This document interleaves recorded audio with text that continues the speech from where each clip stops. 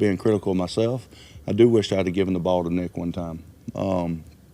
But it didn't happen. But,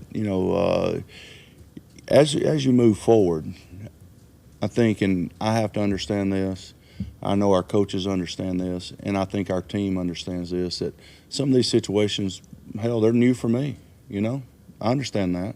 But I also understand I'll get better from them. And I understand our team will get better from them. Our team hasn't been in that situation before. So our team will get better. The next time that arises, we'll be better because of it. And the thing I want to stress to everyone is we're building this thing. As the season goes on, we want to be playing our best ball the further we get into the season. We want to play better this week than we did last week, and we did that. We want to play better next week than we did this week, and we'll do that. So, this is a continual climb to where we want to go and where we want to be as a team. And collectively, individually, and collectively, we will get there. There you have it from Freddie Kitchens today. This portion of More Sports and Les-Levine brought to you by Northeast Factory Direct with 3 great locations, East, West, and South. That sounds like a guy who said some stuff after the game that he regretted, or maybe was some PR guy said, hold on a minute, we got to change your approach on that. Because that's not the way he sounded after the game. Yeah, I mean, there's a couple things to me on that. First of all, he basically threw himself under the bus after the game, saying that I blew it, right. Terrible calls and everything. So that's okay. So that's that game. What happens in Baltimore if the offense is bad again?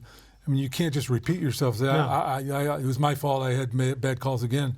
If you go 10-6, you can't say you had 10 great games and 6 really bad ones. Yeah, and then the other thing is, not once can I recall last year when he took over the play calling duties did we have a situation like this where everyone's going, well, what was that? I mean, it was like the exact opposite. It was like everything he called was gold. It turned into almost, it seemed like. And now the only thing that's changed, obviously, is he's now the head coach and he's calling the plays.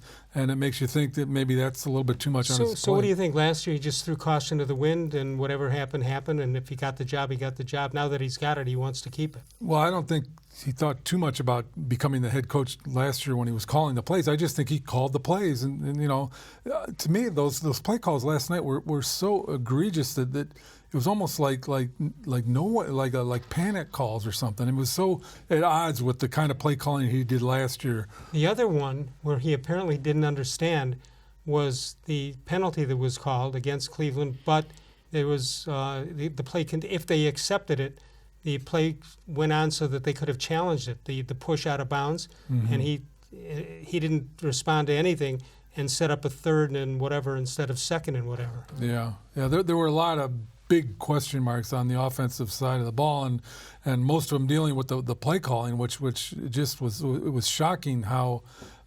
unpolished the offense was.